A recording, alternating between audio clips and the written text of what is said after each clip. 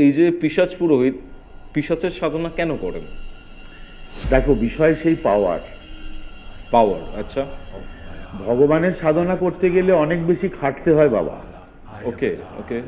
অনেক খাটতে হয়, অনেক মানতে হয়, অনেক লড়াই করতে হয়। আর ঈশ্বরের পরীক্ষার শেষ হয় না। সে পরীক্ষা নিতে নিতে নিতে নিতে সাধককে ক্রমশ সোনা বানায়।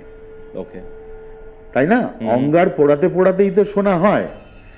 ঠিক তেমনি ভাবে ঈশ্বর তোমায় খাঁটি বানাতে বানাতেই একজন বড় সাধক বানাবেন। পিশাচের অত টাইম নেই, ওকেও তো নিজের স্থান তৈরি করতে হবে। পাতাল লোকের সব বস্তু তো এদের তো জায়গা তৈরি করতে হবে।